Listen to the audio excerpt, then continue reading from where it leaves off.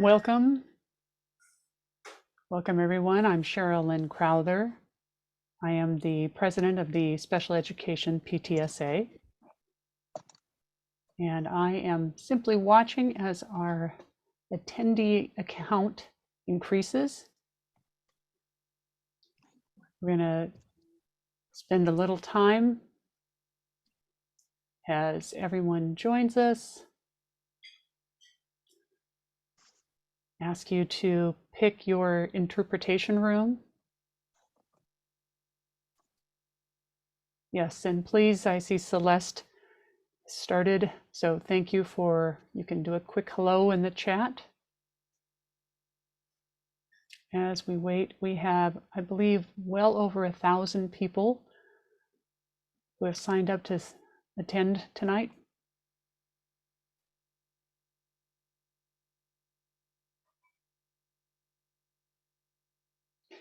And as everybody joins this space, please check down at the bottom of the screen for your interpretation room, including picking English if that is your language to listen in.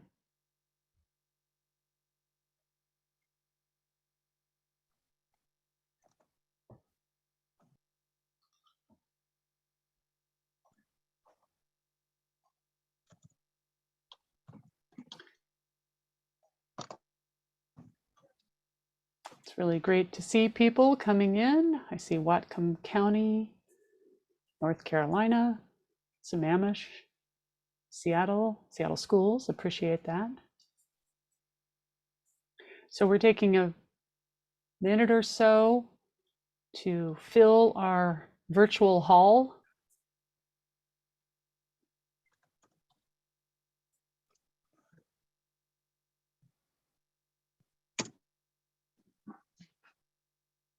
We have a raised hand. Then I guess we can take that question. Is it Quanta? You can unmute. Phone call listener.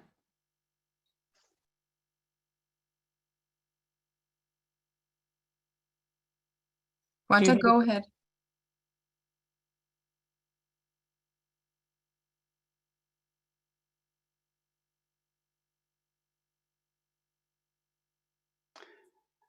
That raised hand might have been a mistake. I see you muted again. We're just waiting as the virtual hall fills up, allowing a little bit of time for everyone to come in, pick your interpretation room, and we will be starting shortly.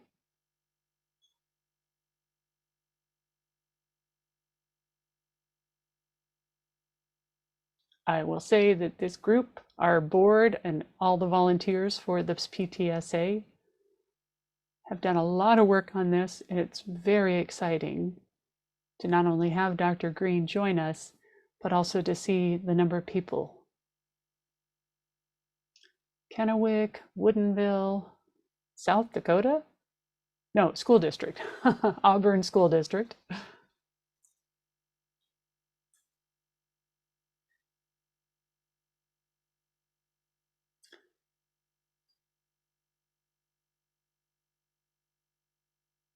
We have over 1,000 people who have registered.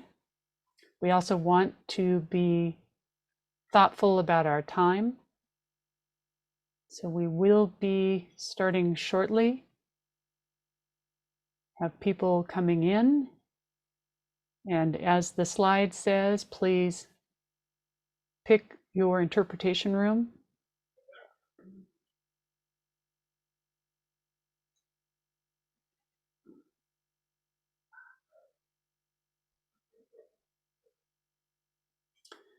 I see, are we going to get interpreter privilege? I hope that that is answered with our slide for English, Spanish, Somali, Vietnamese, and we have Russian.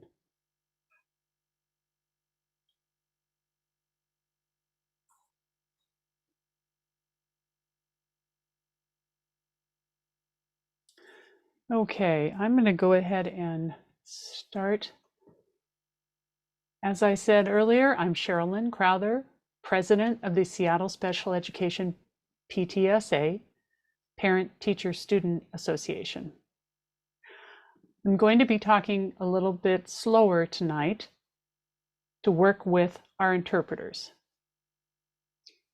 As we start, we want to make a land acknowledgement. The land where I am tonight is the ancestral and current home of the Coast Salish peoples. I also want to recognize the Land Back movement, a movement to have the colonizing people of what we call the United States reunite Indigenous people who have been here since time immemorial with the land. I also want to thank the partners that we have who have joined us in endorsing and promoting this event. The Arc of King County, Roots of Inclusion, PAVE, Partnerships for Advocacy, Voices for Empowerment, Open Doors for Multicultural Families, Washington Multicultural Services Link, and the Washington State Office of Superintendent of Public Instruction. And of course, a huge thank to Dr. Greene, who is joining us tonight on East Coast time. A little bit about Dr. Greene. He is a best-selling author whose books include The Explosive Child and Lost at School.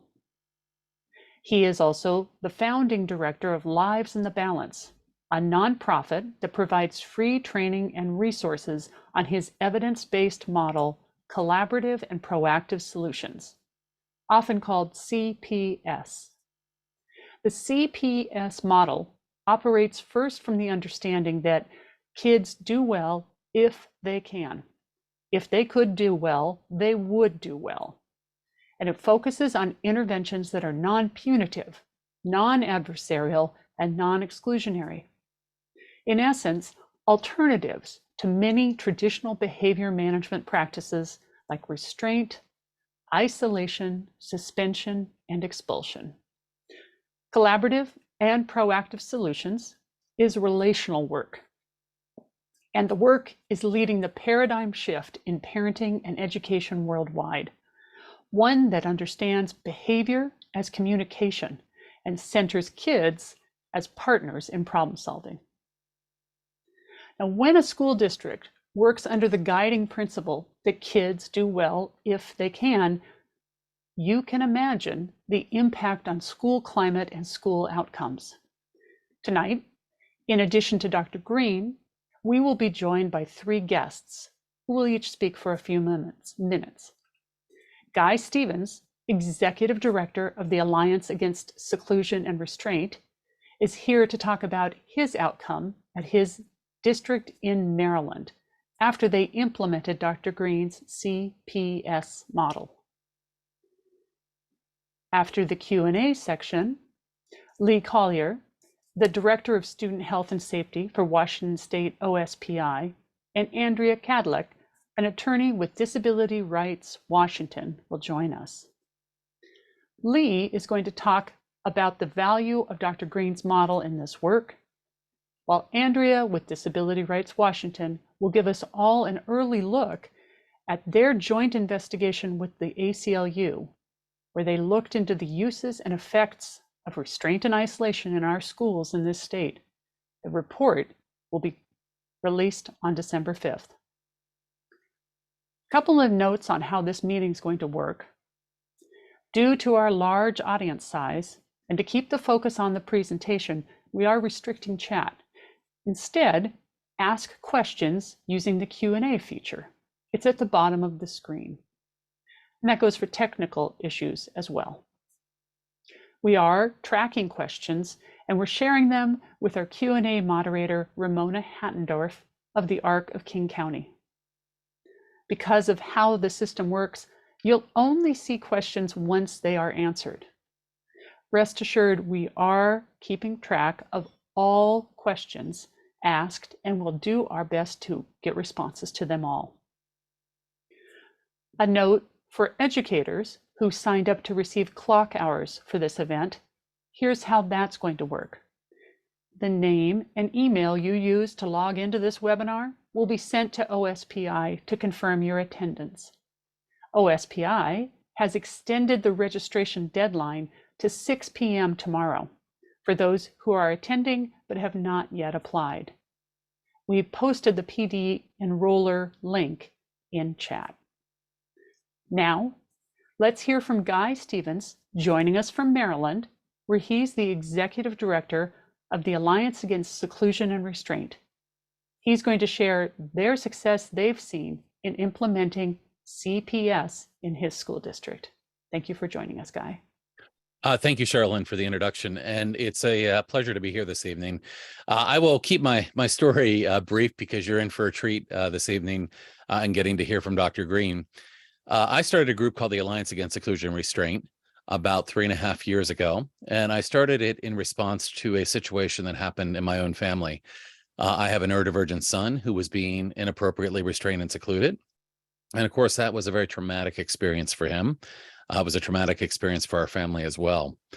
After this happened to my son Cooper, I made a promise to him, and my promise was very simple, but it's one that has kind of changed my life in a lot of ways. And that promise was that I would do anything in my power to make sure that he wasn't again subjected to restrained seclusion.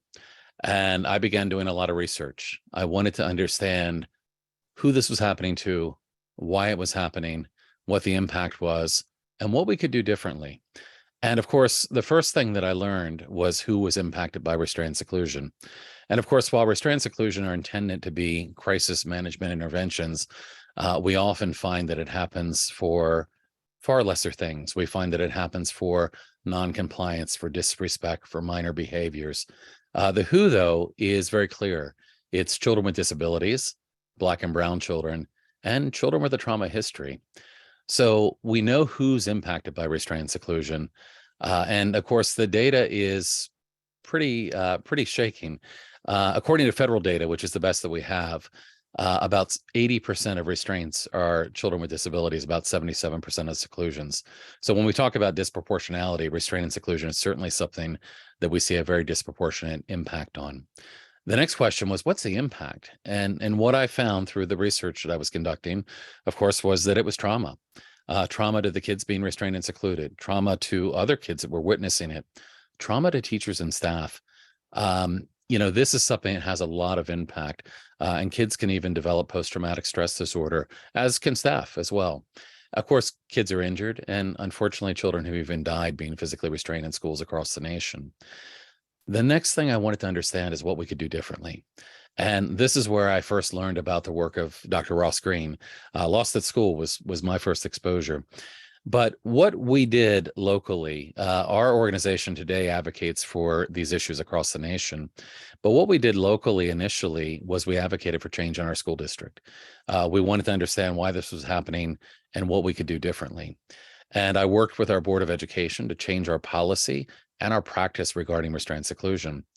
One of the first questions I was asked when I began to advocate for change was, what else do you expect us to do? And then I was given various scenarios. What should we do in this situation? And I'll be honest with you, the first time that question was asked of me, I didn't have a good answer. But that was the last time I didn't have a good answer. I went back and began doing a tremendous amount of research to understand who was being impacted and how we could do something differently. And of course, as I mentioned, that's when I found the work of people like Dr. Ross Greene, Mona Della Hook, Lori Desautel, a lot of people doing fantastic work around how to better support children, teachers, and staff. The year that my son was last restrained and secluded was in 2018. And at that point, a small district, we were about 14,000 kids. We had over 750 restraints and over 500 seclusions.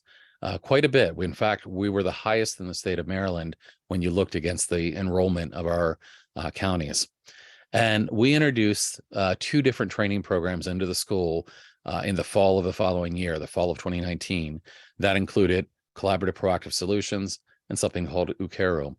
And after introducing those trainings over the course of the following 3 years, we saw the rate of restraint and seclusion drop dramatically. In fact, in the midpoint of the last school year, it was the last time I met with the school staff, we had only 10 restraints and 1 seclusion.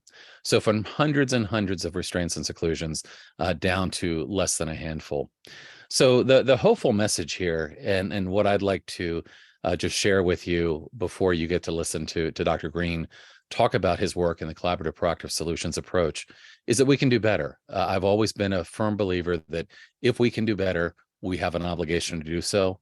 And when it comes to restraint and seclusion, there are better things that we can do to better support the students, the teachers, and the staff. It's been a privilege over these last few years. I've had the opportunity to work with Dr. Greene, and we've recommended this approach to many school districts across the country. I think you're in for a real treat this evening, getting to hear Dr. Greene talk about the model and talk about the work that they're doing at Lives in the Balance. So with that, I will let you get on to the main part of the event tonight, and I thank you for the opportunity to share a few minutes with you.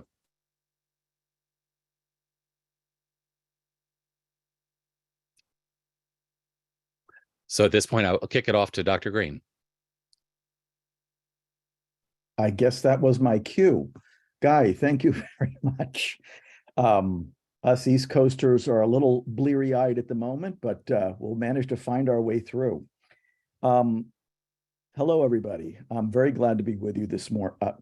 Like I said, I'm very glad to be with you this evening. Very important issue.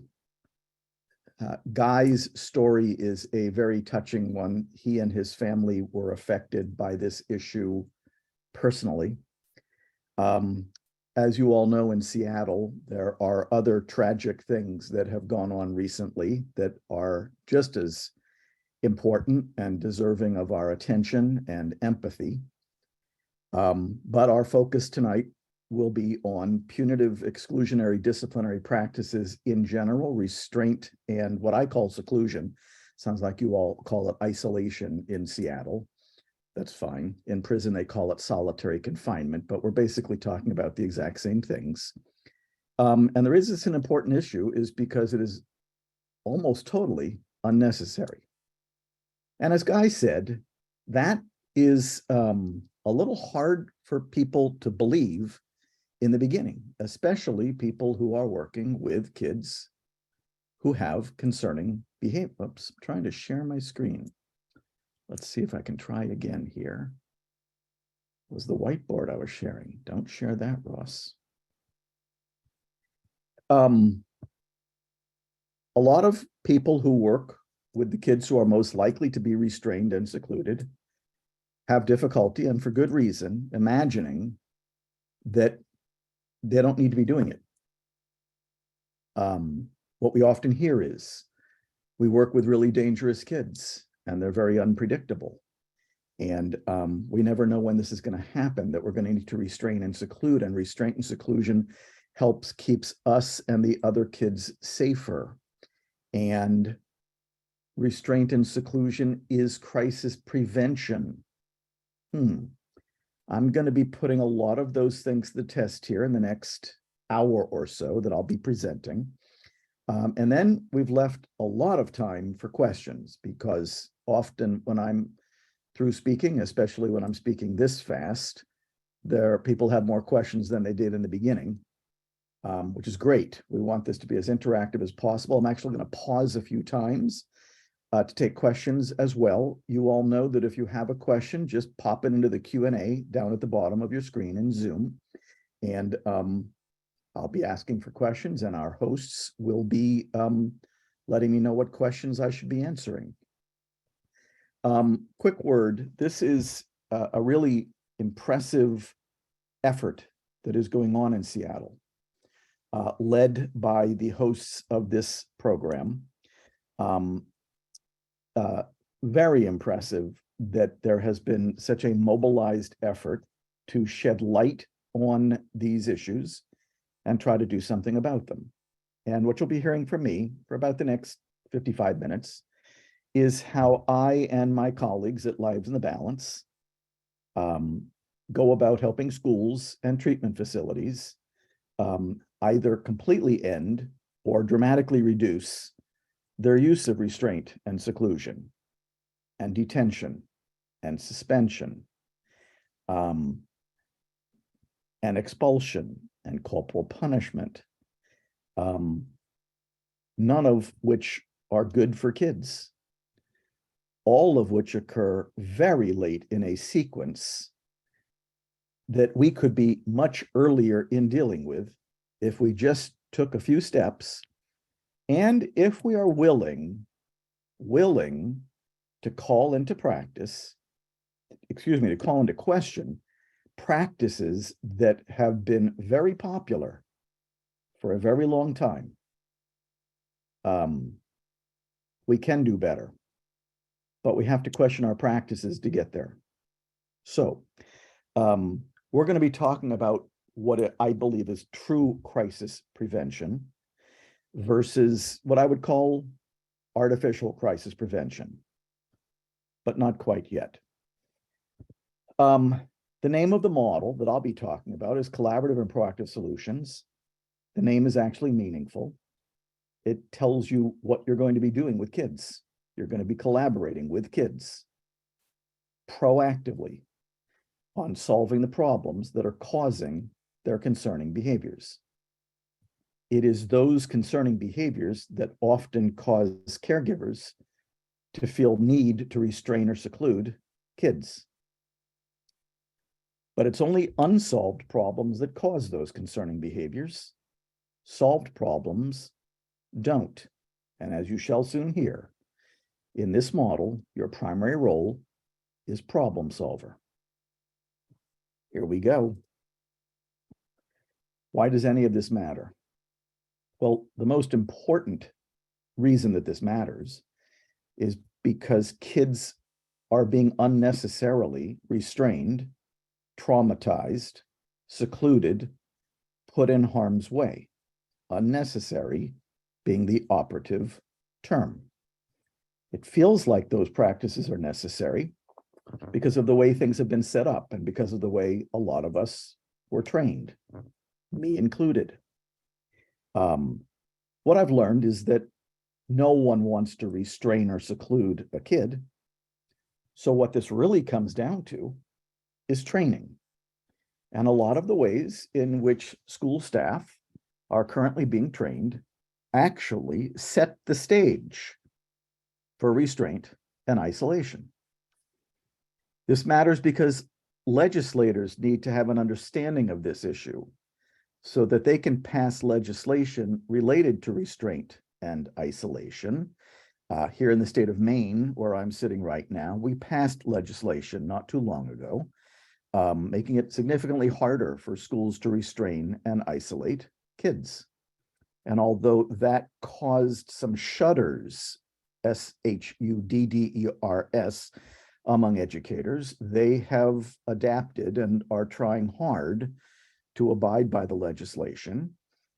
Lives in the Balance has free resources on collaborative and proactive solutions on the website of the Maine Department of Education. And we would be delighted to make sure that those very same resources find their way into Washington State. They are free. Staff need to have an understanding of what's true crisis prevention so that they can change their lenses and their timing and their practices.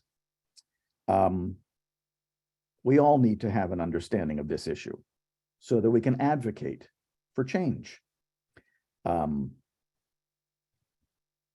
lot of the punitive exclusionary disciplinary practices that we grew up with, that we basically took as just the way things were, shouldn't be just the way things are, and they need to change. And changing them is not as hard as it might seem. This is the sequence of restraint and seclusion. And this, I think, is probably the most important slide I'm going to put in front of you here this evening. Yes, the downward sequence is symbolic, but what you're seeing here on this slide are 5 bubbles, steps in the sequence down toward laying hands on a kid. The colors of the bubbles are meaningful. In blue, everything that's early, true crisis prevention. In red, everything that's late, crisis management. We don't want to be late. We want to be early. We don't want to be managing crises. We want to be preventing crises. What's early? Only one bubble. Identifying the expectations a student is having difficulty meeting. In the CPS model, we call those unmet expectations unsolved problems. We also call them problems that have yet to be solved. We also call them problems that are waiting to be solved. And solving those problems collaboratively and proactively so that we never find ourselves in the red. And if that's what we were doing in most places where there are kids with concerning behaviors, there would be virtually no need for restraint and seclusion, nor detention, suspension, expulsion, paddling, which you don't do in Washington State, arrests at school. The problem, of course, is that that is not what we are mostly doing in a lot of the places where there are kids with concerning behaviors. What are we doing? What's the prototypical adult first response when a kid is having difficulty meeting a particular expectation? Red bubble number one, push harder, insist harder. Let me be explicit. Insist harder that the kid meet an expectation you already know they cannot reliably meet.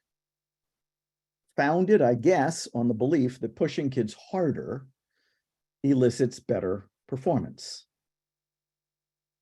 That has not been my observation.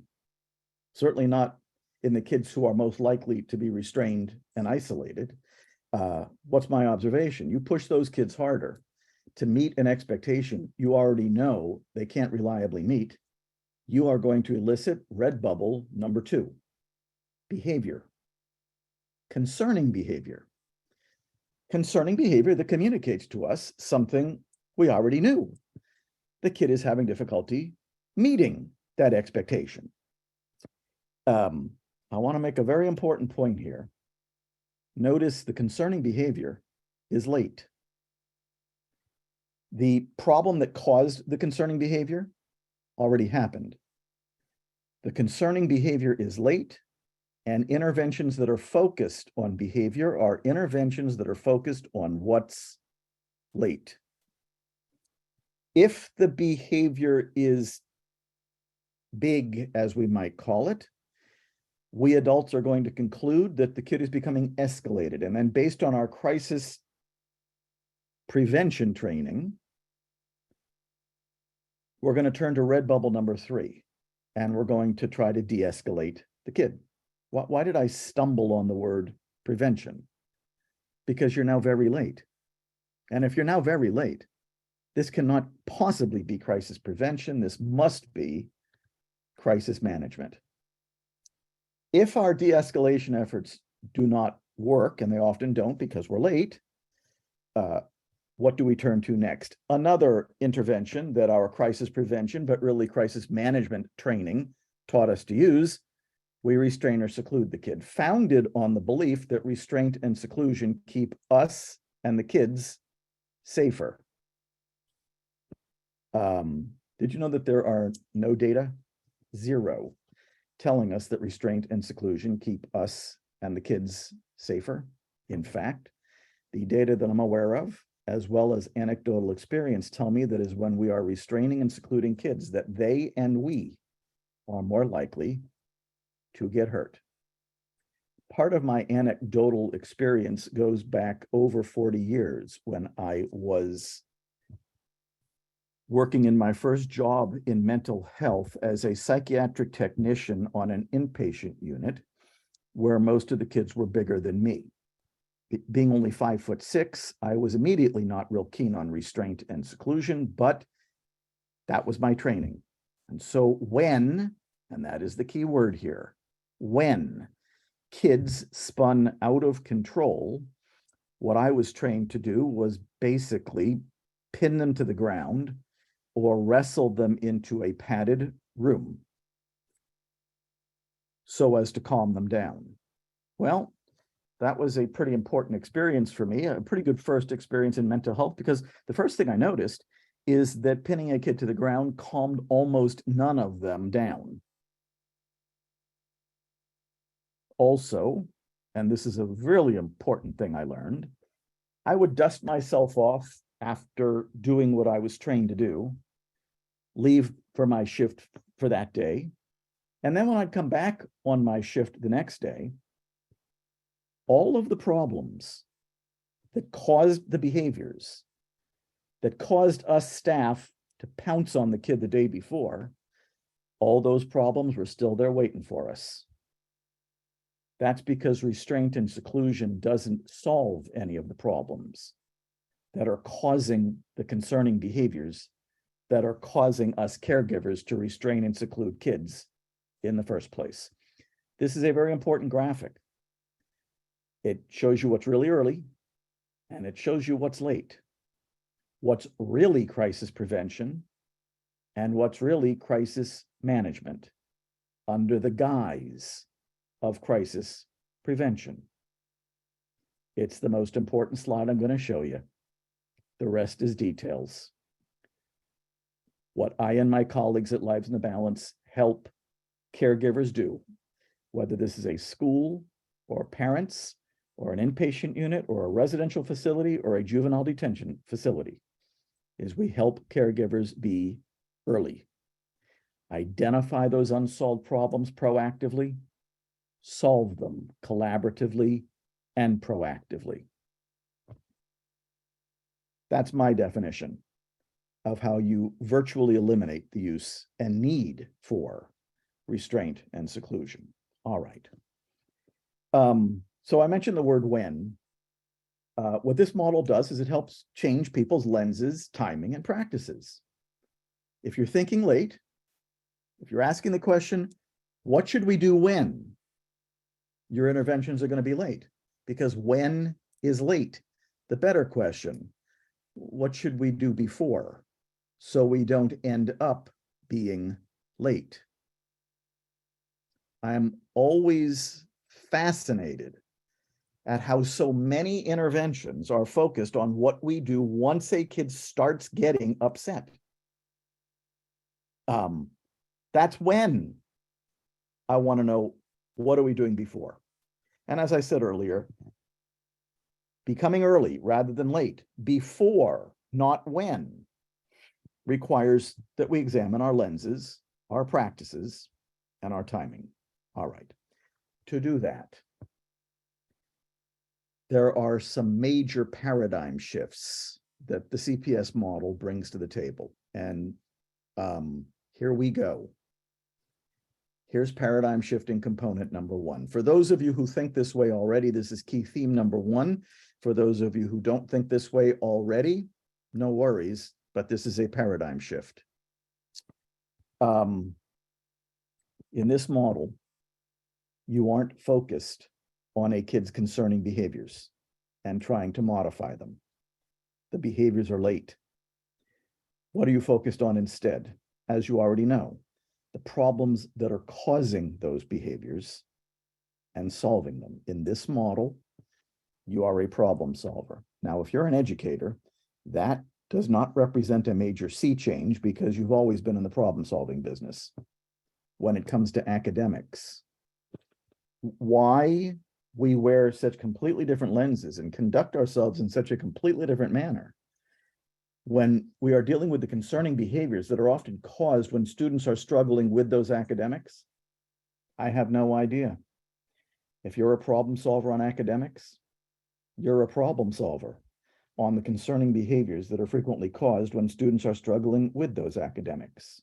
I'm always asking people, educators in particular, guess what percentage of concerning behaviors that occur in a school can be traced back in one way or another to academics. And I've had people guess 0%. I've had guesses all over the map. The number is 70 to 80%. 70 to 80% of the concerning behaviors that occur in a school can be traced back in one way or another to academics. The other 20 to 30% is social. I'll repeat myself. If you're a problem solver on academics, you are a problem solver on the concerning behaviors that are often caused when students are struggling with those academics. So in this model, and you've heard this alluded to already, concerning behavior in this model is just the signal, just the fever, just the means by which the kid is communicating that there is an expectation they're having difficulty meeting. That's it. What precedes every concerning behavior is an expectation that a student is having difficulty meeting. In this model, that's what you're focused on, those expectations.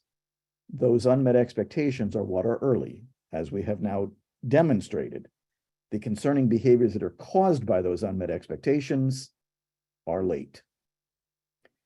If we're going to shift from concerning behaviors, and I get it, that's the way a lot of us were trained. I was trained that way. I could modify behavior with the best of them. You're not doing that in this model. When you're modifying behavior, you're modifying what's late. People will sometimes say to me, but Ross, aren't you aware that behavior modification strategies are evidence-based? Very well aware. That was my training. Collaborative and proactive solutions is evidence-based as well. But here's my response to that. We can no longer be satisfied with merely improving a kid's behavior if the problems that are causing those behaviors remain unsolved. It's not enough. It gets us into trouble. It makes us late. It causes us to use practices that are unnecessary, counterproductive, and potentially dangerous. If we are going to move from concerning behaviors and modifying them to identifying the problems that are causing those behaviors and solving them, we are going to need different assessment practices. And in the collaborative and proactive solutions model, we use an instrument called the assessment of lagging skills and unsolved problems. It's free. It's on the Lives in the Balance website. And as I always say, it's going to give you the information that's been missing. What are this kid's lagging skills? What are this kid's unsolved problems? And as I'm going to say again shortly, once you identify a kid's lagging skills and unsolved problems, the information that's been missing, this is a very predictable kid, and intervention can be almost exclusively proactive. Boy, is that a big shift. You know what? I want to pause right there because that's a big one. That is a big one. Any questions that I should be answering yet? This Doc- is Sherilyn. Oh, go ahead. Oh, I was just, would you like to resolve it first, Charlotte? I'll just do a quick because I was just looking. Several questions. I'm going to go ahead and we'll read two of them. How do adults define when a child can reliably meet an expectation? And any information that can be shared in relation to implementing CPS with students with significant and complex communication and sensory needs would be helpful. So I'm going to group those, and then we'll take one more after that. Ooh, that's an interesting grouping. We're not going to get into, the model is used frequently with kids with significant communication delays and intellectual delays. We do not have time to get into it tonight. Perhaps during the Q&A, I can shed a little bit more light on that. All I can tell you at the moment is that we are working on getting video of what that looks like. And we're always posting those videos on the Lives in the Balance website so people can see. Part one of that question. Defining when a child can reliably meet an expectation. They either are meeting it reliably or they're not. So the evidence is before your very eyes. This is not a judgment call. I'm always telling caregivers, look, you don't have to decide whether the kid can. You only have to pay attention to whether the kid is. I hear many people say, I know he can do it. They're often wrong. Or the kid has done it once in the last 2 weeks, but can't reliably do it. So your key word is reliably. And it doesn't really matter that much whether you think they can. It matters whether they are. So let's get the judgment out of it and just use our eyes. Is the kid meeting the expectation reliably? If not, you got a bona fide unsolved problem. What's the next question? Some students internalize their stress and frustrations. Can you speak to how this approach can provide an environment that will decrease their anxiety and make them feel comfortable entering and being in school? Well, I think that all of what you're hearing about from me, and you haven't heard that much yet, translates into the type of school culture and climate that works for every kid. Anxious, depressed, aggressive, dysregulated. I don't make a huge distinction in terms of how a kid is communicating to us that they're struggling. All I care about is that they're struggling. Beyond that, what it looks like when they're struggling, believe it or not, is often the least important part. What they're struggling with is the most important part. But this is interesting. Because we've been so focused on behavior for so long, we've been focused on the ways in which they're communicating that they're struggling. We often haven't been very focused on what they're struggling with. And this model flips that upside down. In this model, you are almost exclusively focused on what the student is struggling with, not on how they're communicating that they're struggling. Okay. I'll do the one more question and Okay. then let you go back.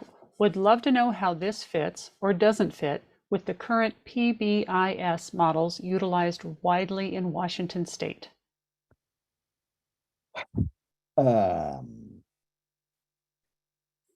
According to the founders of PBIS, PBIS is a structure, 3 tiers, to help us organize services that are being provided to kids. So apparently, it's just a structure, but it's not.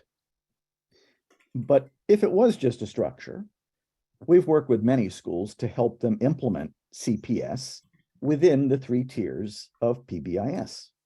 Now, I'm not a huge tier guy because I find that tiers are not a stopping place for a kid. They're not a resting place. Some kids look like they're at 3 different tiers across the course of a school day. So I don't rely on tiers to tell me where a kid is at. But since you can implement CPS at all 3 tiers, okay, that part's good. The problem is that PBIS emanates from the applied behavior analytic tradition. And the B word in both ABA and PBIS is important. That B word is behavior. And in the vast majority of schools that I've worked with that are implementing PBIS, their focal point is still on behavior. And that's not what you're focused on in this model. In this model, behavior is late. Behavior is just the signal. Behavior is just the means by which the kid is communicating that they're having difficulty meeting certain expectations. So while I suppose we could get the kid to communicate that in more adaptive ways, getting them to communicate that they're having problems in more adaptive way doesn't solve any of the problems that are causing them to communicate that in the first place. And that's the point. And by the way, check in, check out is not a structure. It's an intervention. And what are kids checking in and checking out about? Their behavior. Thank you.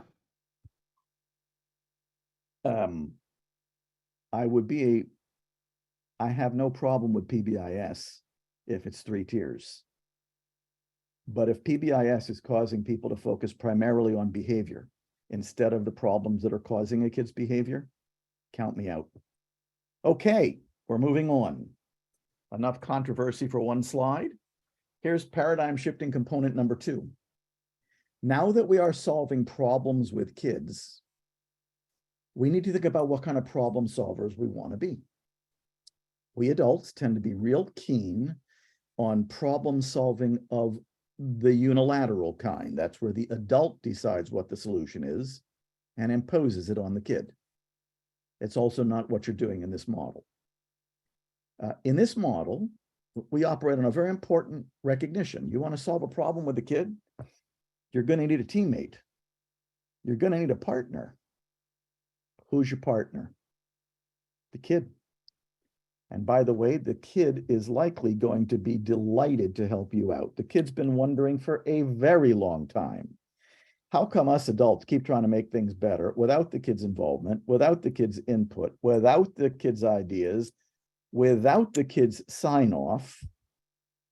This is problem solving of the collaborative kind.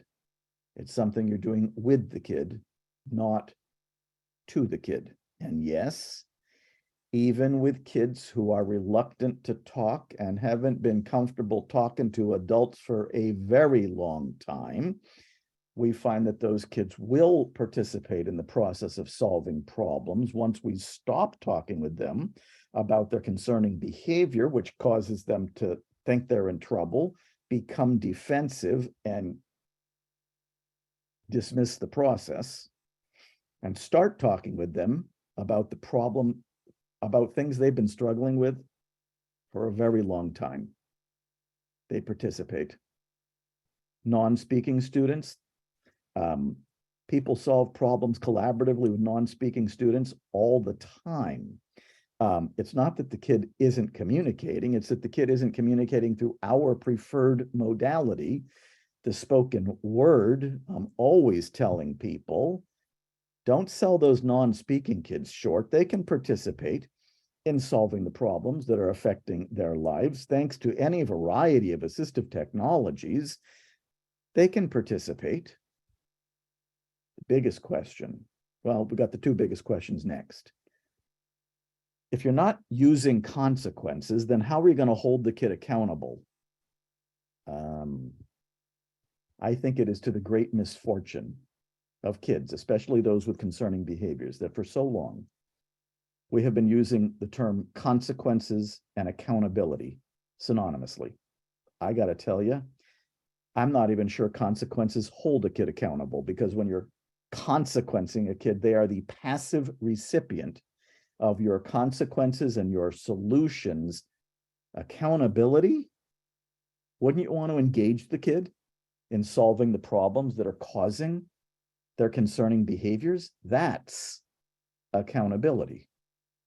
And of course, in schools, especially post-COVID, but even pre-COVID, the four-letter word that plagues all new initiatives is TIME, time.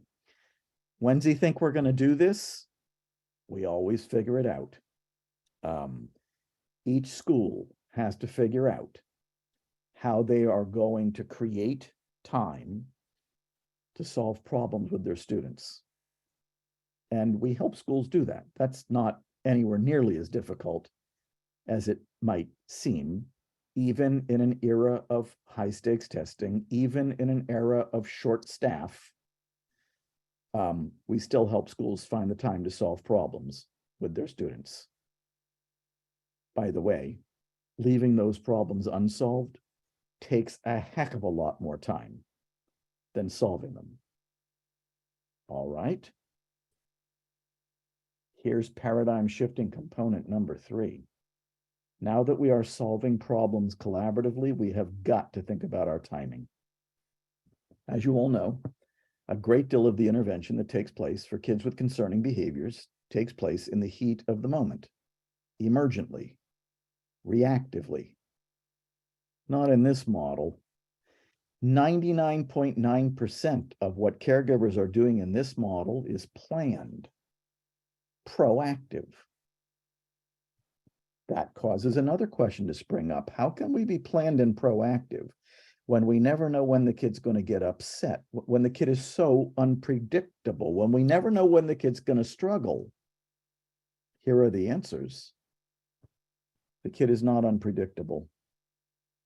You know exactly when the kid's going to struggle, exactly when the kid's going to get upset, if you answer 2 questions right up front. And those 2 questions are, why, and when, as in, why do some kids respond so poorly to problems and frustrations? Why is this kid responding so poorly to problems and frustrations? When do kids exhibit concerning behaviors? When is this kid exhibiting concerning behaviors? The answer to question number one, why, has been provided to us by the research that has accumulated on kids with concerning behaviors over the last 40 to 50 years. And that research can be summarized in one sentence. Here we go. 40 to 50, this is unheard of, 40 to 50 years of research in one sentence. Why do some kids respond so poorly to problems and frustrations? Because they're lacking the skills to respond more adaptively. Keyword, skills. Missing word, motivation. There is zero research, zero, telling us that kids respond poorly to problems and frustrations because they're poorly motivated. That study doesn't exist. There is now a mountain of research telling us they're lacking skills. What skills? Here are the umbrella skills: flexibility, adaptability, frustration tolerance, problem solving, emotion regulation. There's dozens more. Those are our global skills just for ease of exposition. When do kids exhibit? Thank goodness, by the way. The assessment of lagging skills and unsolved problems is going to help us figure out what this kid's lagging skills are. That'll help us get the right lenses on lagging skills, not lagging motivation. When do kids exhibit concerning behaviors? We've actually already covered that. So this is repetitious. When they're having difficulty meeting certain expectations. Thank goodness. The assessment of lagging skills and unsolved problems is going to help us figure out what this kid's unsolved problems are, because then we'll know what problems we probably could have been busy solving for a very long time now. The very problems that are causing the kids' concerning behavior. As I've already mentioned, it's lagging skills and unsolved problems that are the information that's been missing. And once that information is identified, intervention can be almost exclusively proactive. Now, speaking of climate and culture, let's use our imaginations a little bit. Imagine a school culture and climate in which, when students are struggling to meet expectations, caregivers are almost exclusively focused on the expectations they're having difficulty meeting, rather than on the behaviors that are being caused by those unmet expectations. Imagine that. I actually don't have any trouble imagining that. There are schools that are there. Imagine a school culture and climate that is so out in front of those problems that intervention is almost exclusively proactive. There's almost nothing going on in the heat of the moment. Imagine that. I don't have trouble imagining that. There are schools that are there. And finally, imagine a school culture and climate that is almost exclusively collaborative rather than unilateral. We have to imagine it, but there are many places that are there already. All right, probably my most controversial slide, but here we go. This is my non-exhaustive list of late. These are very common interventions. I'm not necessarily saying I have a problem with all of them. In fact, some of them I don't have a major problem with, except for one thing: they're late. So let's go through this. This might cause you to get a little uncomfortable in your chair, but hang in there. We're on the same team. Taking a break is late. When do kids take a break? When they're already struggling and we believe they need a break. That's late. I don't have a problem with a kid oh, and by the way, planned breaks are not late. Work for 10 minutes, take a break for 2. Work for 10 minutes, take a break for 2. I'm talking about the breaks kids take when they're already struggling. already struggling tells you that they're late. The biggest problem with taking a break, I can think of a few, is that taking a break doesn't solve any of the problems that are causing the behaviors that are causing us to think the kid needs a break in the first place. And I've worked with kids who were taking 40, 50 breaks a day. Not a single problem was being solved, but they were taking a lot of breaks. Calming, I'm not allergic to taking a break. It's late. Calming corners are late. I'm not allergic to calming corners either, but when do kids access the calming corner? When they're not calm. When are they not calm? When there's an expectation they're having difficulty meeting, going to the calming corner is late. There are kids who I've worked with who spent a good part of their school day in the calming corner. Not a single problem was being solved because going to the calming corner doesn't solve any of the problems that are causing the kid to need the calming corner in the first place. This is the one that causes some people to bristle, but hang in there. A lot of the coping strategies we teach kids are coping strategies for what they should do once they're already frustrated. I have no problem with teaching kids what to do once they're already frustrated, but I would be much more inclined, if I had to prioritize, toward teaching them the skills they need so they don't get frustrated in the first place. Foremost among them, problem solving. I have a colleague who asked her second graders if counting to 10 would solve any of the problems that got them frustrated so that they had to count to 10 in the first place. And their answer was, they thought about it and then they went, no. Bingo. As we've already established, de-escalating is late, restraint and seclusion, late, late, discipline referrals, late, detention, suspension, expulsion, paddling, late, late, late, late. As I so often, and my colleagues so often say to the educators and staff and facilities and parents that we work with, I'm going to get you out of the heat of the moment. We have got to get out of the heat of the moment. We have been conditioned to think primarily about what we do once a kid is already getting escalated. What they're getting escalated about is predictable and can be identified proactively and can therefore be addressed proactively. Crucial. A few more themes, then I'm going to rush through some of the technicalities of the model, and then we're going to take questions. You've already heard the mentality of the model because it was the title of this presentation tonight. 6 little words. Kids do well if they can. 6 little words that out of all the aspects of this model, and this is a pretty aspect-heavy model, even though it's kind of simple, the number one part of the model that people tell me really got their head turned around is kids do well if they can. The belief that if this kid could do well, they would do well. And that if the kid isn't doing well, something must be getting in the kid's way. What's getting in the kid's way? What the research tells us is getting in the kid's way. Lagging skills, unsolved problems. Of course, the main reason kids do well if they can is so earth-shattering for many people is because of a much more popular alternative mentality that has been floating around out there for a very long time. It goes something like this. Kids do well if they wanna. Kids do well if they can, and kids do well if they wanna are 2 completely different mentalities.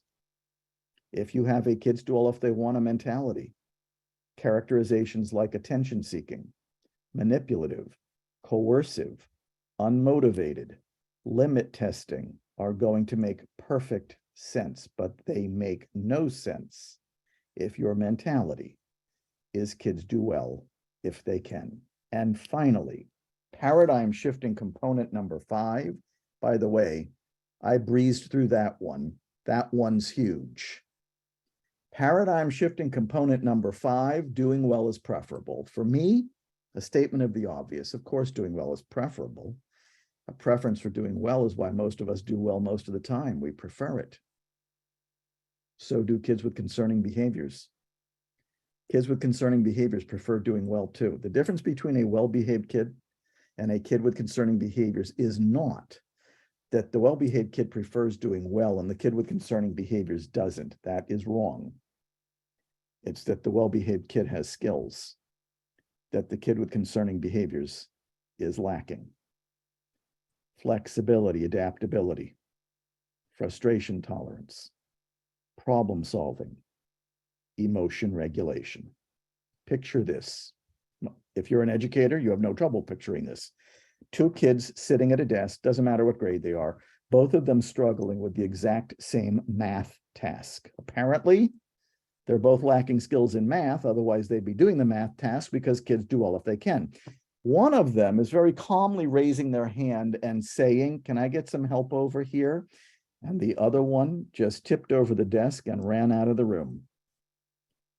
What's the difference between those two kids? Well, apparently they're both lacking skills in math. That's the equalizer.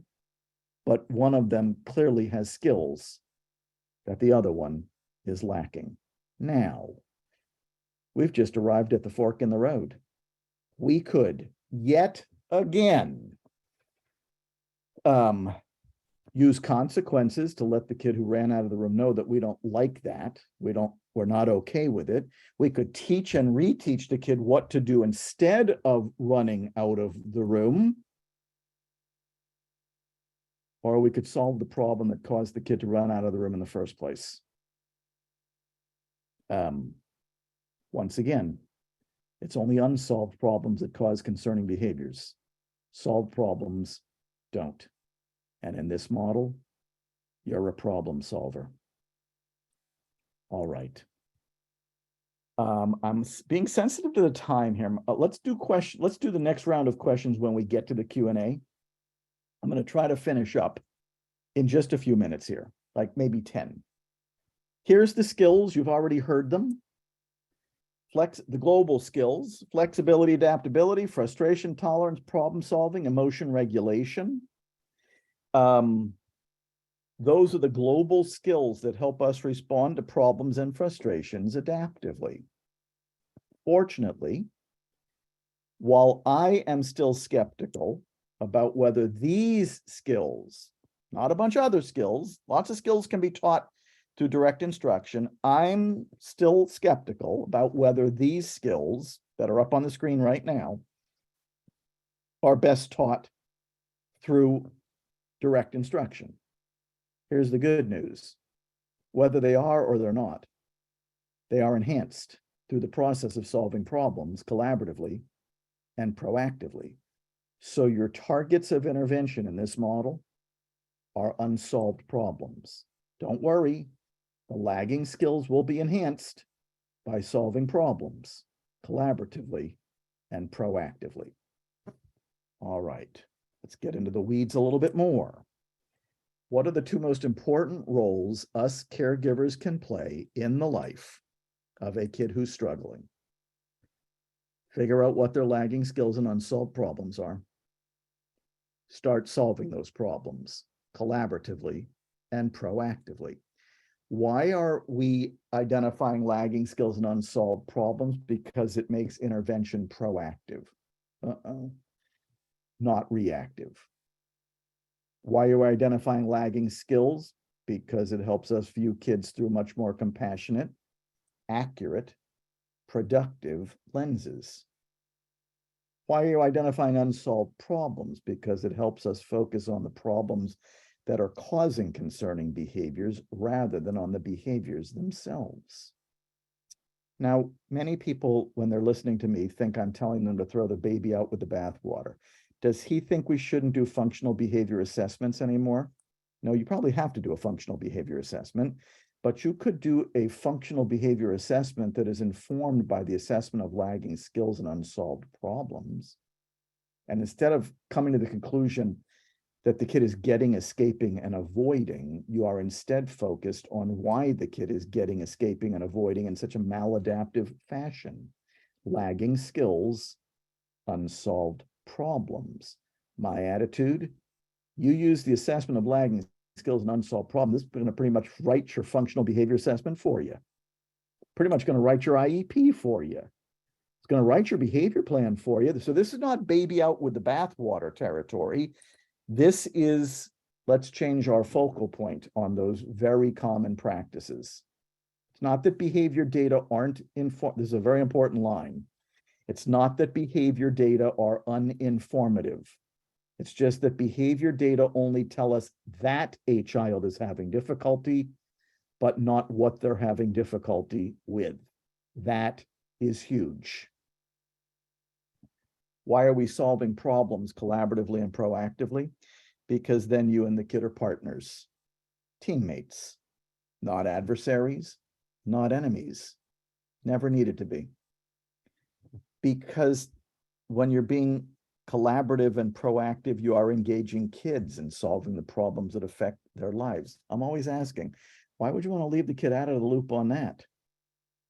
Because when you're solving problems collaboratively and proactively, you and the kid are together, side by side, coming up with solutions that tend to be a whole lot more durable and a whole lot more effective because you're not flying solo.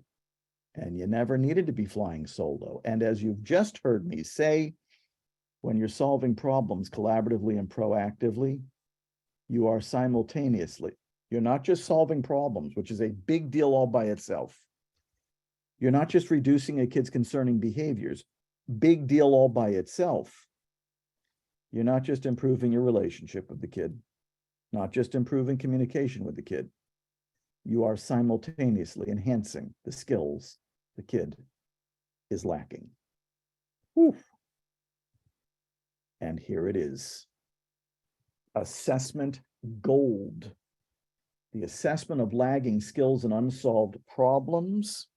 I was in a meeting with some board certified behavior analysts about a week ago. I was telling them about the CPS model. They were telling me how much time their functional behavior assessments and their behavior plans took. And they were almost demanding that they get to use the ALSUP before they even have to do a functional behavior assessment. That's right. If you have to do an FBA, the ALSUP is going to write it for you. But maybe, and this is my experience, if you do the ALSUP, you're not going to have to write the FBA. It's going to give you the information that's been missing. We don't have time for me to go through the whole thing. It's a time saver. There you have it. Lagging skills at the top of the instrument. Unsolved problems at the bottom of the instrument. That's where you are going to be writing or typing in. The ALSUP is available on the Lives in Balance website in an editable, fillable format so that you can type instead of write and save and share electronically. This is how you're going to get the information that's been missing. And this is the second sheet of the model, also free, also available on Lives in Balance website, the problem-solving plan. This is how you're keeping track of what problems you're trying to solve right now with a particular student. There's only room for 3 because you're never working on more than 3 unsolved problems at a time. And this instrument helps walk you through and keep track of your progress in solving that problem. This is how we're keeping track. This is how we're keeping it organized. This is how we're keeping kids and problems from slipping through the cracks. 2 sheets, new timing, new practices. All right, the part that you're dying to know about before I'm done. How are we going to solve those problems? Well, first of all, let me say this. A lot of the kids who you're going to need the ALSUP for, and by the way, you're not going to do an ALSUP on every kid in your building, just the 10, 20, 30, depending on the size of your building, who you're worried about the most, who are struggling the most, who are accessing your school discipline program the most, those kids you need the ALSUP for. A lot of those kids are going to have a very, very long list of unsolved problems. They do tend to accumulate when they don't get solved. They don't get solved if all we're focused on are the concerning behaviors that are being caused by those problems. You're not going to be able to solve them all at once. You have three options for dealing with those unsolved problems. Those three options are called Plan A, Plan B, and Plan C. What I've done here is I've taken the many different ways in which adults handle problems with kids, and I've reduced them to three basic options, A, B, C. Very nice shorthand for thinking about what we're currently doing and what we could be doing instead to be helping this kid.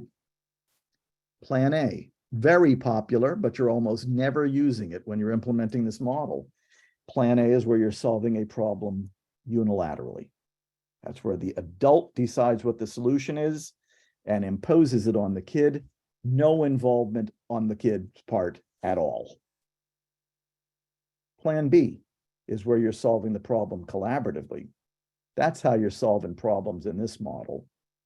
And Plan C, you're using that in this model too, is where you're putting some expectations on hold, at least for now. Not because you're giving in, not because you're giving up. There's no giving in or giving up in this model, but because you're prioritizing. You're not going to be able to solve all these problems at once. Some of them have to be put on hold. Which unsolved problems get put on hold?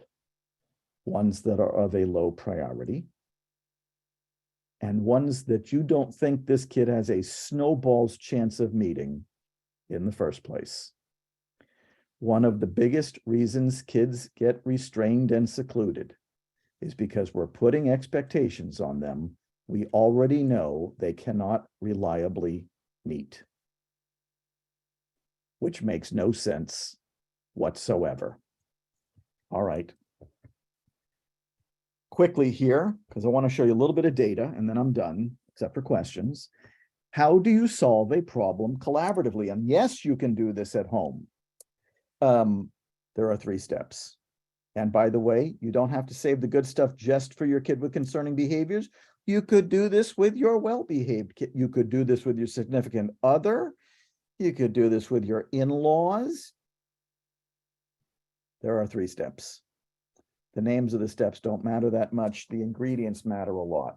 The empathy step is first. That's where you're gathering information from the kid about what's making it hard for them to meet a particular expectation. As I'm always telling caregivers, the empathy step is where us caregivers discover that what we thought was getting in the kid's way is not what's getting in the kid's way. The empathy step is where a kid has voice. In the entire process, the kid has agency. At no point in this process are you using power. The define adult concern step is where we adults are entering our concerns into consideration. The exact same concern that might previously have led us into Plan A is now leading us into Plan B. Same concern, completely different approach to getting it addressed. Finally, the invitation. This is where kid and caregiver are collaborating on a solution, but a solution that must meet 2 criteria. Got to be realistic. Both parties got to be able to do what they're agreeing to do. Got to be mutually satisfactory. The solution has to address the concerns of both parties. And here's what I've been saying a lot lately. And not only my work with kids with concerning behaviors, but also world history, including current world history, bears me out on it. If a solution is not realistic and mutually satisfactory, I promise you this problem is still unsolved. All right. This is what restraint and seclusion reduction looks like in one school system here in Maine. They had hundreds of restraints and seclusions 3 or 4 years ago.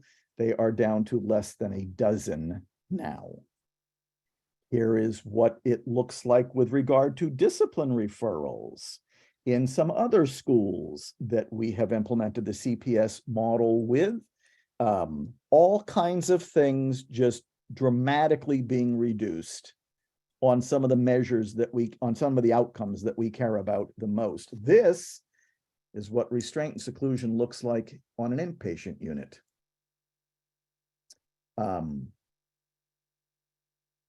Mechanical restraints, chemical restraints, seclusion events, physical holds.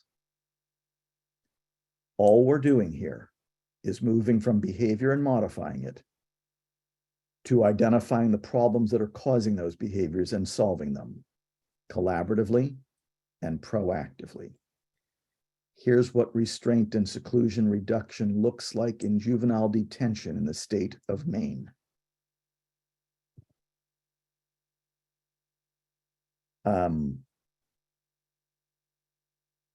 That's what it looks like.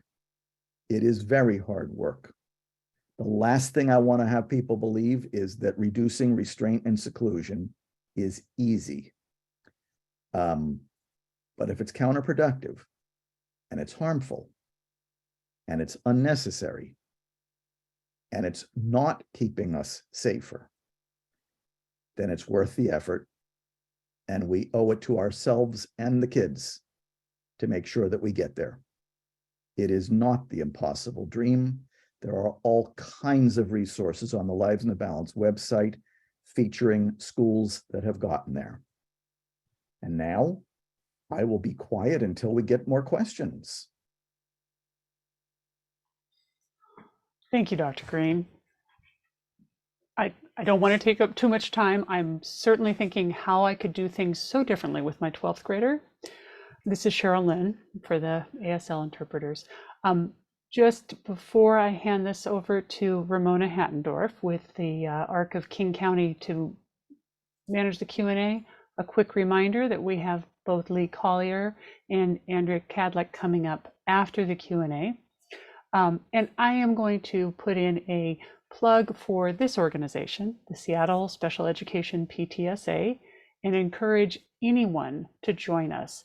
Our memberships start at $0, and this is the type of programming we want to be bringing that is really about mindset shift.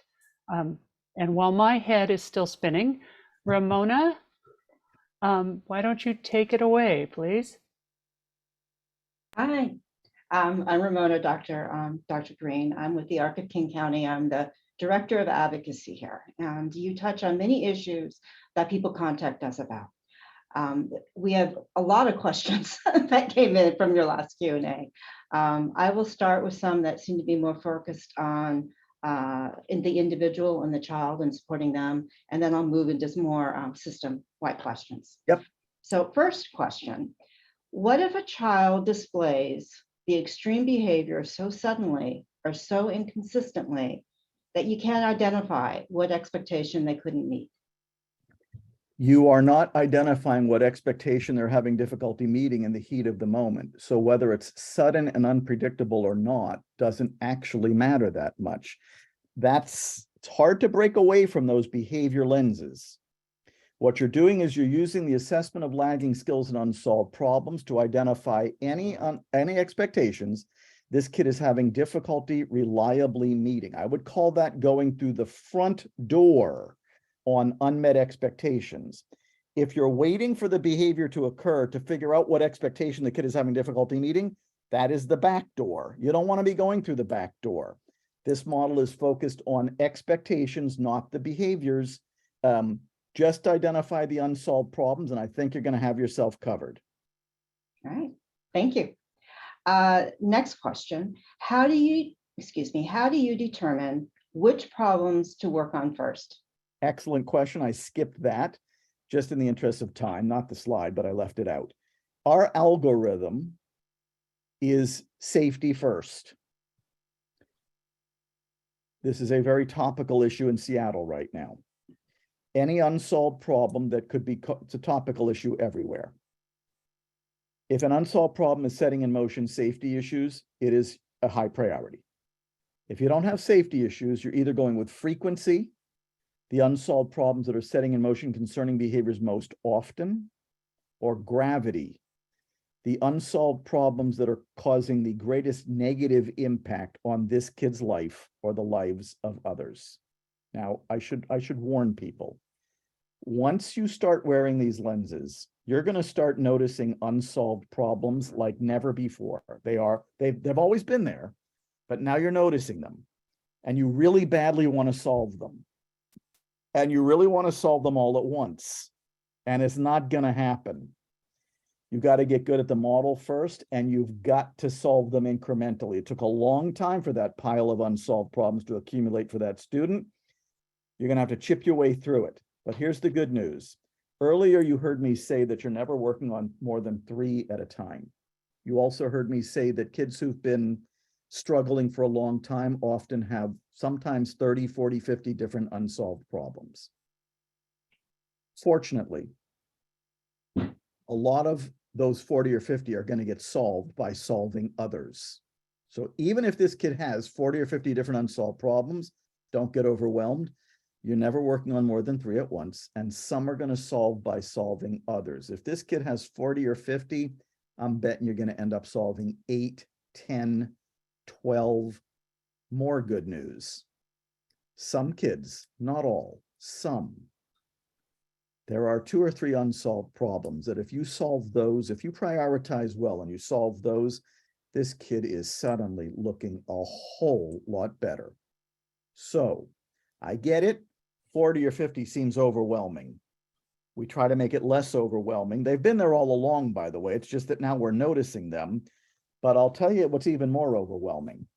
Having absolutely no idea what those unsolved problems are, and therefore being relegated to focusing purely on the kids' concerning behaviors.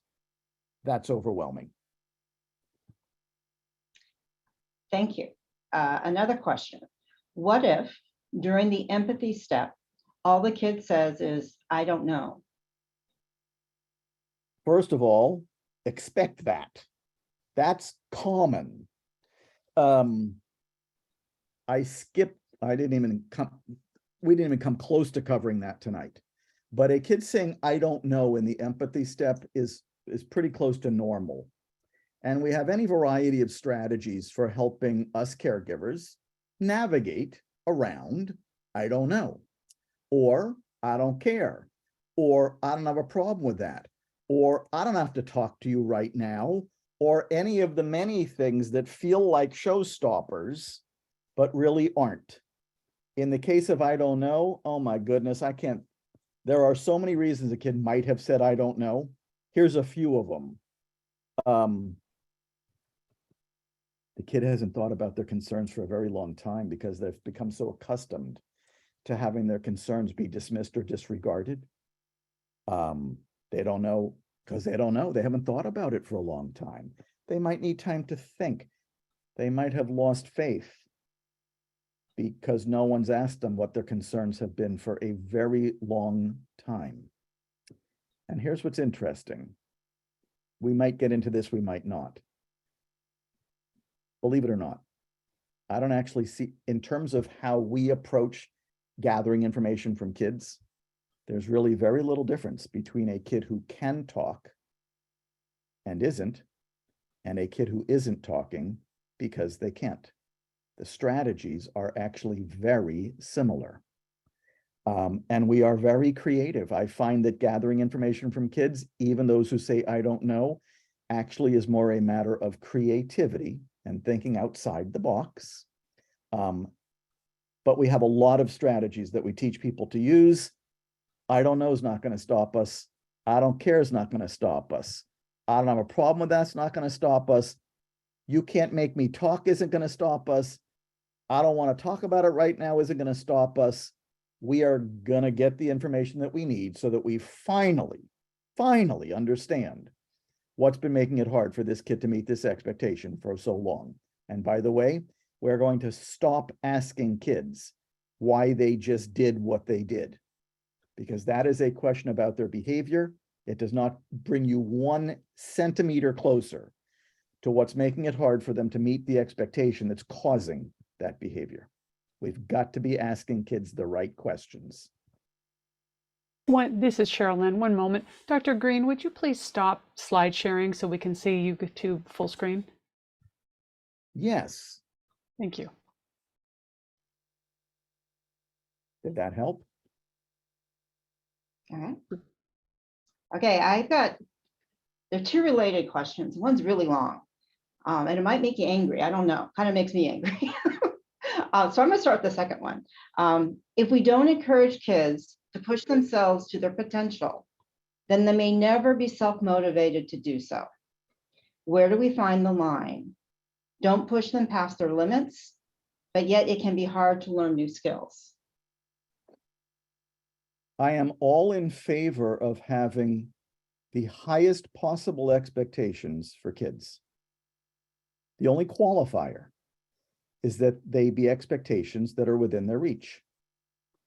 So often I've seen kids get punished in one way or another because our expectations for them are out of whack. That's not okay. So this isn't going so far in the other direction that we're saying, no, we don't have high expectations for that kid anymore, but we're differentiating. So high expectations for that kid is different than high expectations for that kid over there. Each kid, we're trying to get them to reach their highest potential, but you don't do that by putting expectations on them that they cannot conceivably meet at this point in their development. So we have to be willing to prioritize.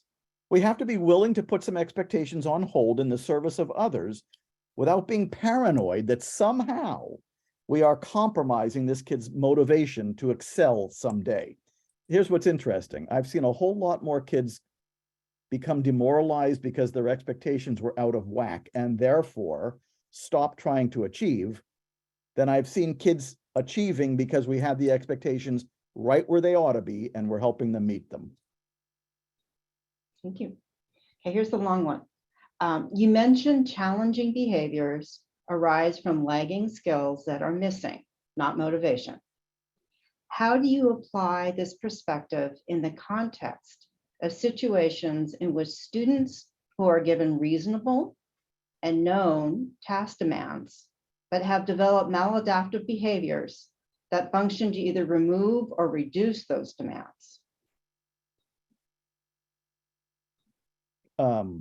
Well, that didn't make me angry at all. Good. That sounds like someone who might still be thinking that concerning behavior serves the function of helping kids get, escape, and avoid. And I'm not arguing with getting, escaping, and avoiding. The only problem is we all get, we all escape, we all avoid. I get as often as I can. I avoid things like speeding tickets. We all get, we all escape, we all avoid. What we should be answering is not, is this kid getting, escaping, and avoiding? We all do that, but rather, why is this kid going about getting, escaping, and avoiding in such a maladaptive fashion? The answer to that question is lagging skills and unsolved problems. Now, but there was another part of that question that I often find to be intriguing. Reasonable expectations. Look, it's reasonable if the kid can meet it. It's not reasonable if the kid isn't meeting it. This is a huge part of the paradigm shift. Us adults don't want to budge if we think the kid can meet it and the kid isn't. And what that causes us to do is just push harder. As I said very early in the presentation, either the kid is meeting it or the kid is not. If the kid is not, we got to figure out what's getting in the kid's way. Whether we think the expectation is reasonable or not, we still have to figure out what's getting in the kid's way. Pushing doesn't help us figure out what's getting in the kid's way. Consequences don't help us figure out what's getting in the kid's way. So a lot of the usual tools of the trade that flow from us thinking, oh, I know we can do it. In fact, the most common thing I hear people saying is, I know we can do it. He did it last week. How many times has he not done it since last week? About 37. How many times has he met the expectation in the last week? Once or twice. That still counts as an unmet expectation. We still have work to do. And the work does not turn us toward giving the kid the incentive to meet an expectation that they are clearly having difficulty meeting, but rather to collaborate with the kid on figuring out what's been getting in their way, probably for a very long time. These are the kids who we've been consequencing for a very long time, and it hasn't worked. It is time to drop that mentality and turn to something that will be a lot more productive. You lose nothing in the process. You are not creating a generation of shiftless, lazy kids who aren't motivated. That's just bunk. You are working with kids to help them reach their highest potential by helping them figure out what's getting in their way, helping us figure that out too, and collaborating with them on solutions so that they can reach their highest potential. Thank you. I am I going actually to. like that question very much. Good, I'm great. Excuse me, I'm glad. It's late for me too. And I'm on the Pacific Coast. Going to shift a little bit to some more system type of questions. Well, actually, no, here's one from Facebook I want to ask. I think you touched upon this a little bit in your earlier break. How do we teach these skills to kids with significant intellectual disability? So what are some of those tactics? We tend to rely on the same assistive technologies that a speech and language pathologist would. I don't think about IQ. I don't think about chronological age of the kid. I think about, is this kid able to communicate with us through our preferred modality? If so, great. If not, we're still going to communicate with them. And that's what speech and language pathologists do every minute of every day that they are in a school. They help kids who are having difficulty communicating, communicate. And these days, we are actually very lucky. We have all kinds of assistive technologies to help us do that. Any assistive technology that is being used to help a kid who is non-speaking, or whatever you want to call them, communicate, can be used in the service of helping them communicate about what's making it hard for them to meet a particular expectation and potential solutions that might help them get past that. Same assistive technologies. Now, I historically, since I'm old, yes, I have my new Medicare card in my wallet. It's laminated now. I'm actually not that proud of it, but I think I should probably hold on to it. I'm used to pictures, the old stuff, right? Now we have all kinds of apps and Prolo Quota Go and all kinds of things that help us communicate with non-speaking kids. It's individualized, so there's no sort of blanket answer. What I will say is that every kid, regardless of functioning, is communicating. We have to figure out what that means. And by the way, my reference point for what I would call as low as you can go is infants. Infants are communicating. Infants have expectations they're having difficulty meeting. Us caregivers are always trying to figure out what the infant is trying to tell us and trying to implement strategies that will help resolve what's getting in their way. It is no different with any other kid. The only tragedy I can think of is that somewhere around the age of 2, a lot of caregivers stop doing that. What a shame. So here's a question. It kind of tags onto that one. At what point do challenges with students move from being an educator's responsibility to needing therapeutic interventions that require bringing in additional professionals? Judgment call. In my opinion, not as often as people think. I'm not a very diagnostically oriented mental health professional. I think more about lagging skills and unsolved problems. I had just as an example, I was speaking at an autism conference in Denmark pre-COVID, and a mother in my audience raised her hand and said, I found my daughter's autism diagnosis to be very useful. I said, that's good. She thought about it a little bit more, and then she said, but I think what you're saying is that my daughter's autism diagnosis really didn't tell me very much about her specific lagging skills and unsolved problems. I said, right. She thought about it a little bit more and then said, and I think what you're saying is that once I figure out my daughter's lagging skills and unsolved problems, I'm going to discover that her autism diagnosis wasn't telling me anywhere nearly as much as I thought it was. I said, probably. I feel the same way about the term mental health. I feel the same way about mental illness. A very prominent mental health professional back in the 50s named Thomas Satz wasn't very diagnostic either. He liked to think of difficulties we human beings have as problems in living. He was onto something. My mentality is, first of all, it's a judgment call, but most mental health issues I'm likely to deal with through problem solving. If problem solving isn't going to get me there, I might be making a referral for medication.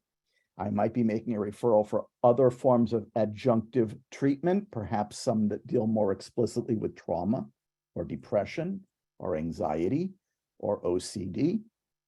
But I think we make those referrals in many instances unnecessarily. We have other tools in our toolbox. We just need to use them. Thank you. System question. How do we integrate this into the framework set up by IDEA for supports? For example, IEP, the FBA, et cetera. As I said earlier, there are CPS flavored IEPs on the Lives in a Balance website. There's a CPS flavored functional behavior assessment on the Lives in a Balance website. Some of my best friends write FBAs and IEPs. And what they do is they incorporate the information that they've gathered on the assessment of lagging skills and unsolved problems into those documents so that, and by the way, the paperwork actually matters, right? But so the LSUP is going to help us write those if we need them. I actually have seen completing the LSUP make it so that we don't actually need the functional behavior assessment. We might not even need the IEP, but if we do, the assessment of lagging skills and unsolved problems is going to inform those and make helping these kids more about problem solving than about things that even many people who believe in IEPs feel don't really help kids.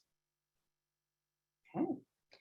Do you find in your work that funding needs, for example, school or district training, staff budgets, allocations for extra needs, do those often come into question when proposing collaborative and proactive solutions?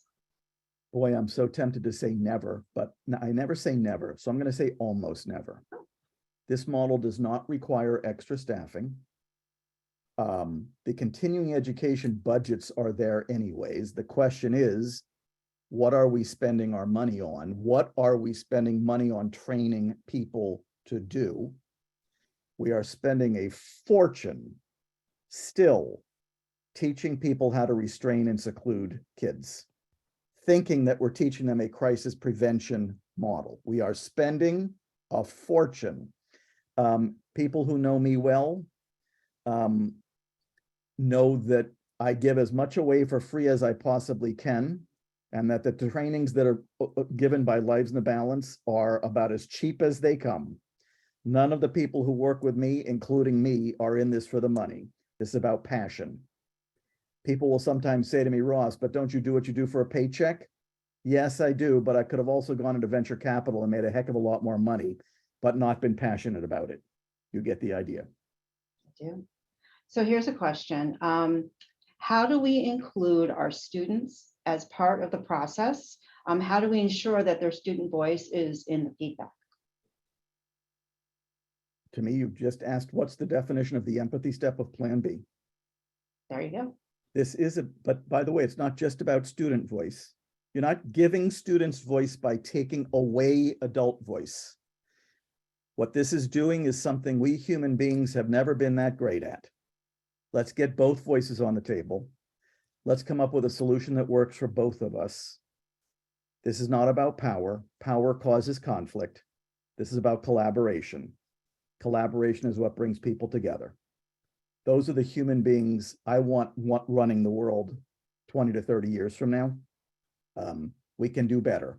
As Guy Stevens said, If we can do better, we oughta, not his exact words. Well, that one got a lot of love on your screen. I'm seeing a lot of hearts and exclamation marks going out.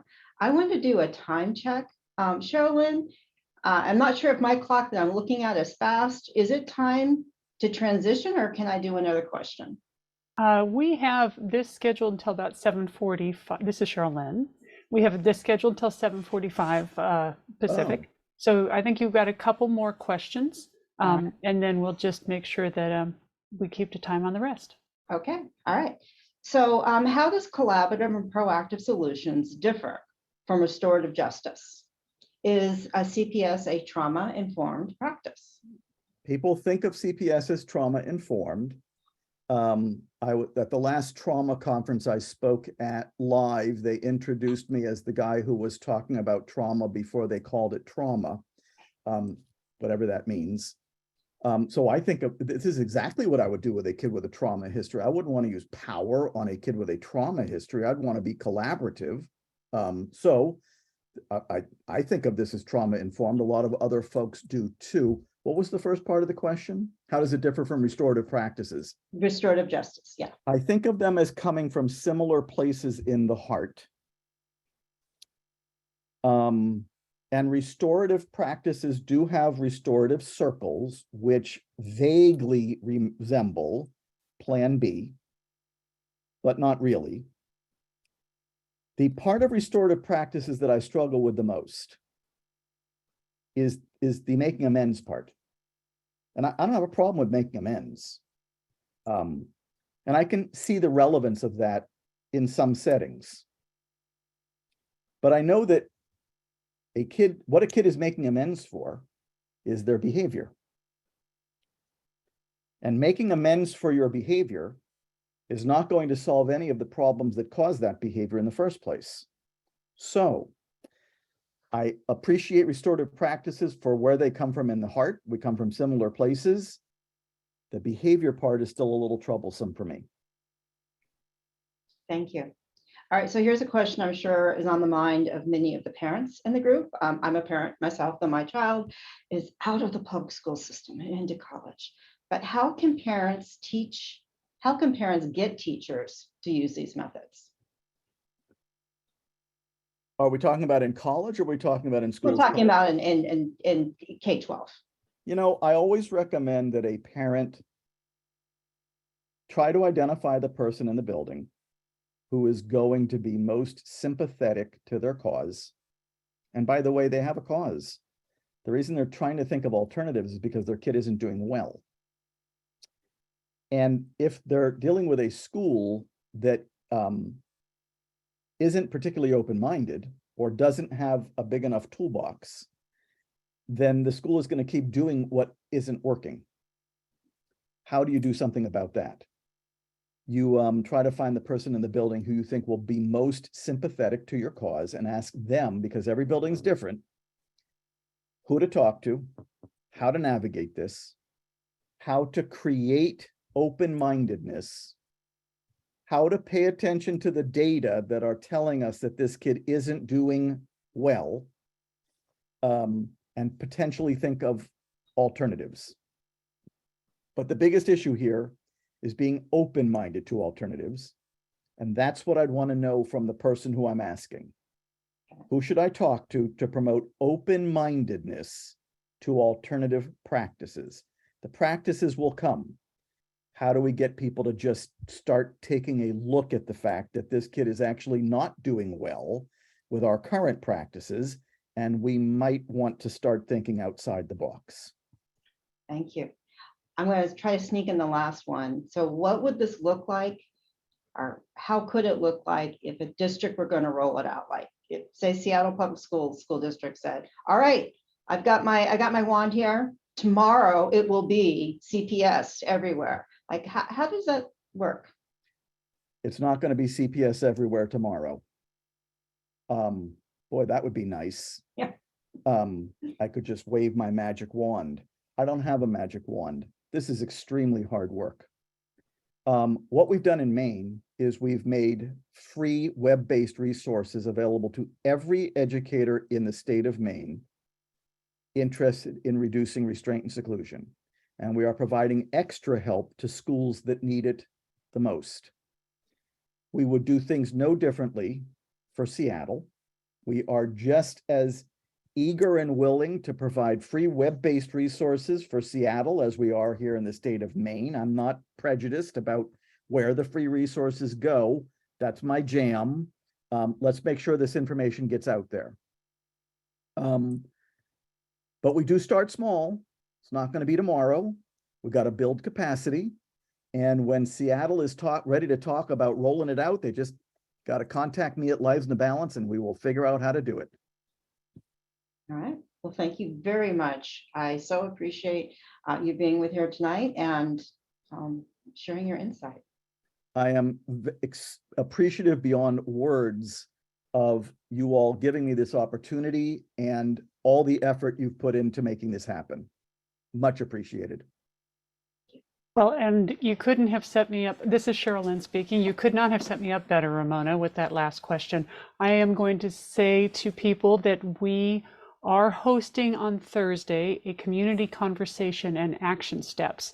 So for those of you who can make it, I strongly encourage you to come as we work on what will it take to move to this mindset, this very different mindset, and to get to an approach where we might look at CPS along in our fully inclusive education model in Seattle Public Schools. So let's now going to turn this over and have Lee join us. Dr. Greene, you're welcome to stay on camera if you'd like. If there's some thoughts, we'll have Lee Collier from OSPI. Lee? Hi, everyone. Lee Collier, OSPI, the Director of School Health and Safety. I have the pleasure of being familiar with Dr. Greene's work for quite a while now. I wanted to kind of share an experience from before I was in Washington. I had taken over a school, a private non-public agency school for students with significant emotional and behavioral challenges. And that school was out of control. We were restraining and secluding, isolating kids all over the place. And we had a bunch of advocates come in and kind of put up a negotiated settlement. And I kind of came in at this point when we were being forced to change, and they had frankly dismissed a number of leaders. And I came in not really knowing what I was doing, trying to figure out and trying to help with a social work degree. And I discovered Dr. Greene's work. His first book in particular, The Explosive Child, and we gave a copy to our whole team. And then we got plugged in with some work with Casa Pacifica in Southern California, who Dr. Greene may be familiar with, and got some training from them. And CPS wasn't the only solution. It's not a magic wand. It's a program. It's an implementation strategy to support students where they're at, to help them solve problems. We looked at everything we were doing from before the crisis, during the crisis, after the crisis. And the biggest tool we used to help shift the culture of our school was CPS, to help our staff look at this information in a different way, to help them look at kids in a different way, to walk up to a student who previously they would walk up to that student and yell at them and scold them and shame them, and to teach those adults to walk up to that student and say, "What's up? How can I help you? What's going on?" Was a real radical shift for our program when we were used to being punitive, when we were used to engaging in a power struggle.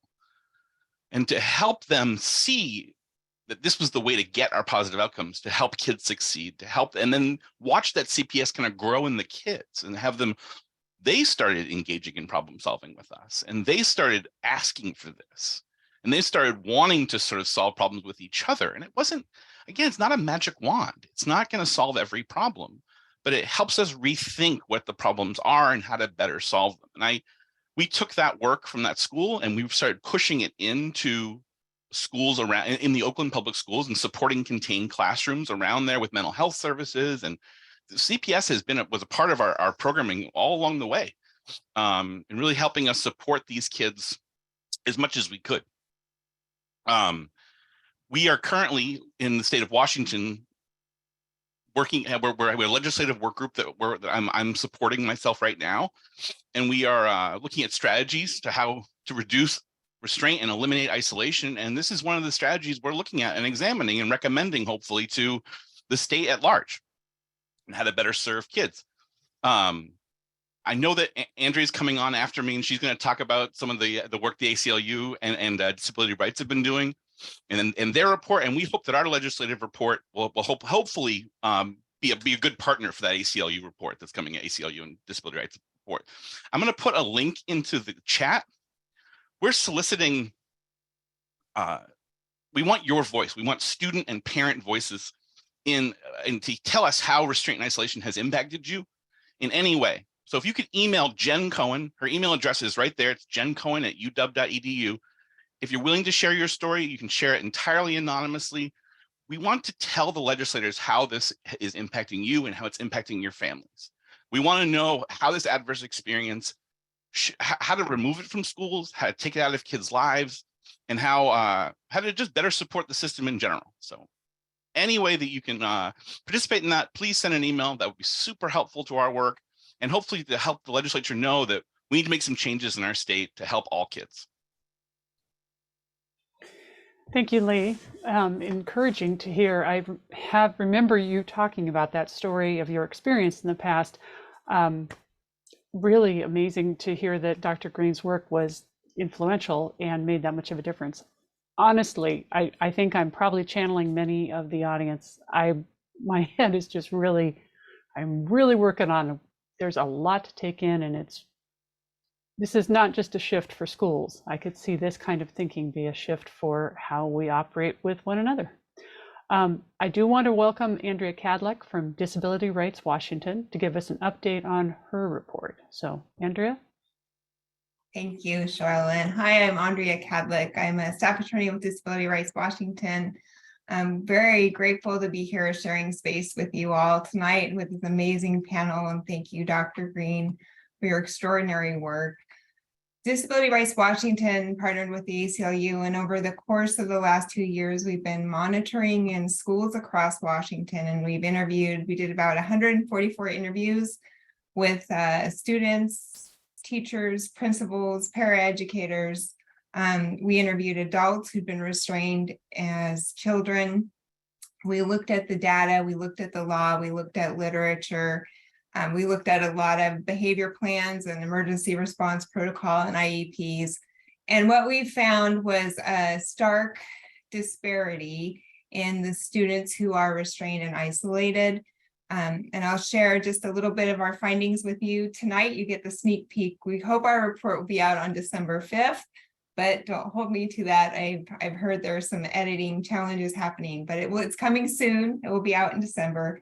Along with our legislative work group report that Lee was just talking about. We found that we're taking the most traumatized students and we are re-traumatizing them. So it's the kids that we've been consequencing the most. As Dr. Greene said, it's the students who are in kindergarten through 5th grade. So it's our littlest kids, students with disabilities, students who are in foster care, students who are Black, students who are 2 or more races, students who are low income, and students who are homeless are restrained the most. The data reporting requirements need some work. Not all schools report, for example. We need to use the data to track and reduce. We found that's what schools that reduce these practices, that's the effective thing that they do. Restraint and isolation are punitive experiences. They're carceral experiences for our children. They're part of the school to prison pipeline. They're disabling. They cause profound trauma, PTSD, anxiety, depression, suicidal ideation. They have a lifelong impact on our students. We heard that over and over from our students and from the adults and from their families. We have recommendations in our report. We're recommending the elimination of isolation. We're recommending the elimination of mechanical restraint and chemical restraint in Washington. We'd like to see the revamp of the imminent likelihood of serious harm definition so that it does not allow for punishment, does not allow for restraint for property. We'd like to see more data collection in Washington. We want to see the data used to reduce restraint. one of our recommendations is to fund an infrastructure for mental health and trauma in Washington, which we don't currently have for our students. And we would really, and related to tonight, we would love it if there were technical assistance and professional development for those lagging skills and unsolved problems. So we see teachers on the ground who are really braiding academic, social, emotional, and behavioral interventions with universal design and special education supports using models like CPS, and that teachers have time and support to do that. And that we are really embedding alternatives to discipline so that we're not relying on things like restraint and isolation in a punitive way. And so teachers are supportive and have what they need to address the needs of our most traumatized students. Finally, and I think most importantly, we found that school districts, states have already eliminated isolation, and they've removed isolation doors, they've repurposed the rooms.